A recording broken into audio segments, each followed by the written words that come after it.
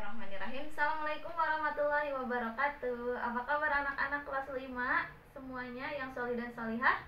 Alhamdulillah. Hari ini pertemuan perdana kita ya, bertemu di pelajaran BTQ dan sekarang kalian semua sudah kelas 5. Alhamdulillah.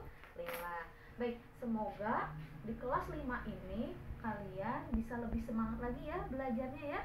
Ibu juga semangat untuk mengajar, kalian juga di rumah bersama ayah dan bundanya juga semangat untuk belajar ya. Kita sama-sama belajar ya. Kenapa? Karena ilmu Al-Quran itu sangat luas ya. Kita nggak cukup belajarnya hanya sebentar, tetapi harus sering, harus rutin ya, dan harus rajin ya. Ilmu Al-Quran itu sangat banyak. Hari ini di kelas 5 kita masih belajar tentang tajwid ya. Nah, materi hari ini melanjutkan dari kelas 4 ya. Ingat tidak, waktu di kelas 3 atau mungkin di kelas 4 kalian sudah pernah belajar tentang hukum nun sukun. Nah, kalau di kelas 5 hari ini kita akan belajar tentang hukum mim sukun. Nah, ya, ada hukum nun sukun dan ada hukum mim sukun. Ini ya. Oke. Ada 3 hukum mim sukun di dalam Al-Quran, terbagi menjadi 3 bagian. Ada idgham mimi ya, atau idgham mislain, atau bisa juga disebut idgham mutamasilain ya. Boleh disebut ketiganya. Kenapa ibu sebutnya idgham mimi? Ini paling mudah ya. Idgham mimi, idgham misli, atau idgham mislain. Kalian bisa lihat di buku modul halaman 3 ya. Nah, untuk lebih jelasnya. Nah, yang kedua, mim sukun itu ada yang disebut dengan ikhfa syafawi ya. Yang ketiga, izhar safawi. Hari ini kita akan belajar 2 ya, idgham mimi dan ikhfa safawi terlebih dahulu. Oke. Bu Lasri izin hapus dulu ya yang izhar safawi, ini kita pelajari minggu selanjutnya. Nah, apa yang disebut dengan idgham misli atau idgham mimi atau idgham mutamasilain? Kalian bisa lihat di buku modul halaman 3 ya. Nah, idgham misli, idgham misli atau artinya itu memasukkan. Memasukkan apa?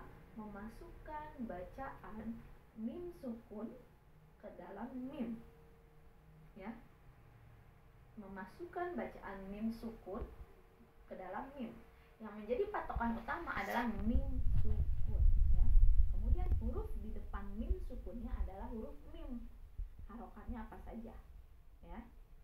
Oke. Idgham mimi hurufnya cuma 1, yaitu mim ya. Nah, yang kedua, ikhfa safawi. Ikhfa safawi. Nah, kalian udah pernah kan mendengar ikhfa? Ikhfa artinya apa?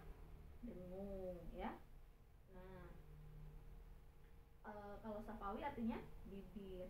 Nah, jadi bacaan ikhfa safawi beda. Jangan dibaca dengung ya, tetapi harus menyatukan antara bacaan mim dan ba ya. Nanti kita lihat contohnya. Oke, ibu ulangi sekali lagi. Idgham mimi hurufnya ada berapa? Ada 1, yaitu huruf mim. Nah, ikhfa safawi hurufnya ada berapa? Ada 1 juga, yaitu huruf ba. Nah, kita lihat contoh. Nah, contoh yang pertama ada kata innahum mab'usun.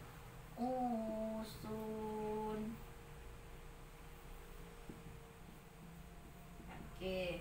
Innahum mab'usun. Di sini ada mim sukun bertemu dengan mim. Maka hukum bacaannya apa?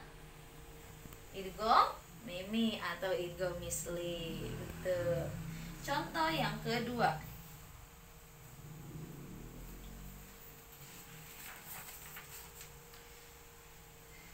Alam ya'lam bi anna alam.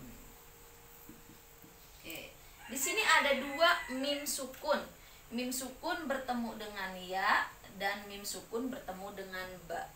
Yang akan kita bahas adalah yang ini. Mim sukun bertemu dengan ba.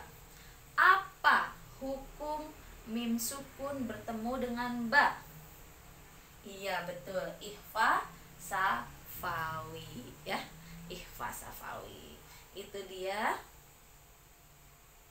ya, hukum mim sukun. Hari ini kita akan belajar dua dulu, idgham mimi dan ikhfa safawi ya.